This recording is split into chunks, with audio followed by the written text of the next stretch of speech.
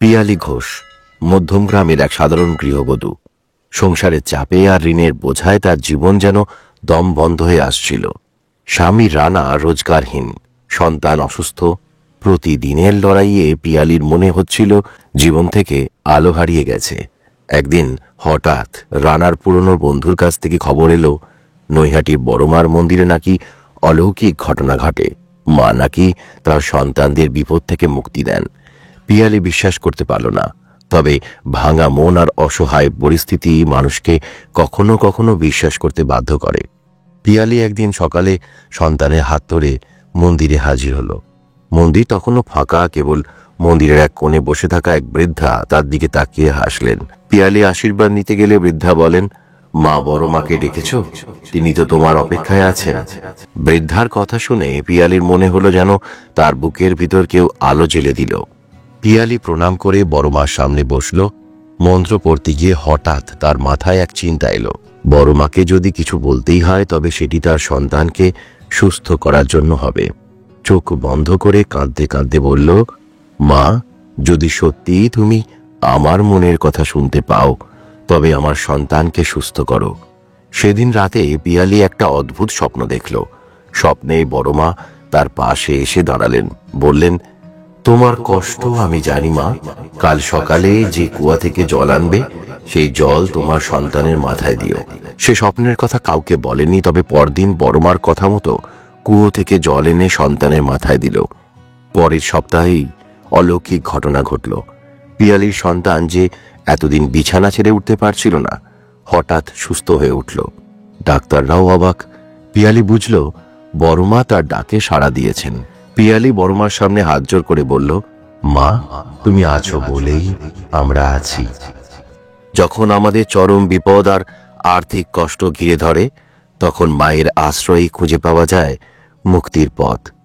আজ যদি আপনি হঠাৎ করেই এই ভিডিওটিতে এসে পড়েন, বুঝবেন এটা মা কালী বড়মা আপনাকে ডাকছেন, আপনার কষ্টের অবসান করার সংকেত দিচ্ছেন। আজকের ভিডিওতে আমরা জানব নৈহাটির বড়মার অলৌকিক সত্যি ঘটনা। কোন 5টি পদ্ধতিতে উপাচার করলে মহাকালী বড়মাকে তুষ্ট করা যায়, আর কোন 3টি কাজ করা এক্ষুনি বন্ধ না করলে মহাকালী বড়মার কৃপা থেকে বঞ্চিত হবেন এবং দুর্ভাগ্যের শিকার হবেন। মহাকালী বড়মার কাছে কিভাবে প্রার্থনা করলে চরম বিপদও কেটে যাবে। নৈহাটির বড়মার মন্দির শুধু একটা মন্দির নয়, এটা আশা আর বিশ্বাসের এক পবিত্র স্থান। বহু মানুষ এখানে এসে জীবনের চরম বিপদ থেকে মুক্তি পেয়েছেন। আজ যদি বড়মা আপনার কাছে পৌঁছেছেন, তার মানে আপনি তার কৃপাধন্য। এই মন্ত্রটি পাঠ করতে শুরু করুন।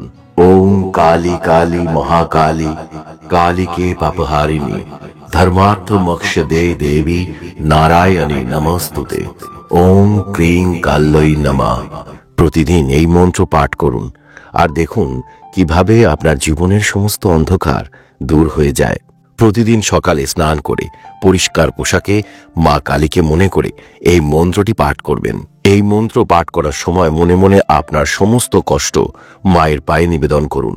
নিজের সমস্ত দুর্বলতা তার হাতে তুলে দিন। প্রার্থনা করার সময় বড়মার রূপ কল্পনা করুন। তার 4 হাত, তার হাতে খড়গ আর রক্ত মাখা মুণ্ড, কিন্তু মুখে আশীর্বাদের মিষ্টি হাসি। তিনি কঠোর, কিন্তু তার শক্তি আপনার রক্ষার জন্য। মনে করুন বড়মা তার কালো মেঘের মতো চুল দিয়ে আপনার সমস্ত বিপদ ঢেকে দিচ্ছেন। যে মা সন্তানের প্রথম কান্নায় ছুটে আসে, সেই মা কালী বড়মা। তাকে একবার ডাকুন, তিনি আসবেনই। আপনার সমস্ত কষ্ট তার পায়ে নিবেদন করুন।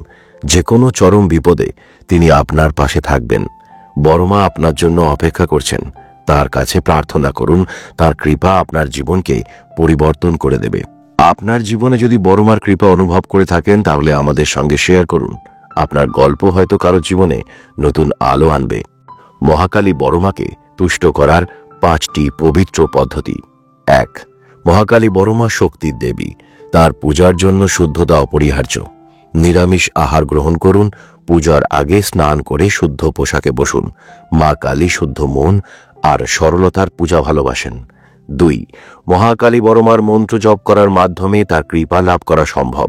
প্রতিদিন সকালে বা রাতে এই মন্ত্রটি 108 বার জপ করবেন। মন্ত্র জপ করার সময় একটি নির্দিষ্ট লক্ষ্য স্থির করুন এবং মা কালীকে আপনার প্রার্থনা নিবেদন করুন। 3. মা কালী দুস্থ ও অসহায়দের সেবাকে অত্যন্ত পবিত্র কাজ বলে মনে করেন। আপনার সামর্থ্য অনুযায়ী গরিব ও অসহায় মানুষদের সাহায্য করুন। এই সেবার মাধ্যমেই আপনি বড় মার কৃপা লাভ করবেন। 4. প্রতিদিন সন্ধ্যায় মহাকালী বড় মার সামনে একটি প্রদীপ জ্বালান। চিনি এবং মধুর মিশ্রণ দিয়ে বড় মাকে নিবেদন করুন। এতে মা সন্তুষ্ট হন এবং সমস্ত কষ্ট দূর করেন। 5. মা কালীকে তুষ্ট করার একটি অন্যতম পথ হল তার মহিমা শ্রবণ করা। মহাকালীর কাহিনী পড়ুন বা অন্যকে পড়তে বলুন।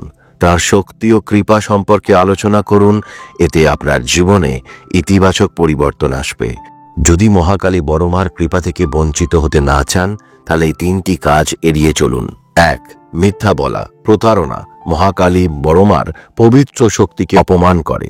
সত্যের পথে ছেড়ে যারা অন্যায়ের পথে চলে, মহাকালী তাদের কৃপা থেকে বঞ্চিত করেন। 2. যারা দুস্থ ও অসহায় মানুষদের কষ্ট দেয় বা অপমান করে, তাদের ওপর মহাকালী বড় মা অতি ক্রুদ্ধ হন। এই কাজ এখনই বন্ধ করুন। 3. মহাকালী বড় মা অহংকার ও আত্মম্ভরিতাকে সহ্য করেন না। নিজের ক্ষমতা নিয়ে অহংকার করা বা অন্যকে তুচ্ছ মনে করা মা কালীকে ক্রুদ্ধ করতে পারে। আপনি কি জানেন বড় মা কিভাবে আপনার জীবনের সমস্ত চরম বিপদ, দুর্ভাগ্য, আর্থিক কষ্ট দূর করতে পারেন? বড় মার কাছে প্রার্থনা করার অর্থ হল তাকে নিজের মা হিসাবে অনুভব করা। তার কাছে কিছু চাইতে গেলে হৃদয় থেকে চাইতে হবে। কোনো বড় আয়োজনের প্রয়োজন নেই, দরকার শুধু সত্যিকারের বিশ্বাস আর ভালোবাসার।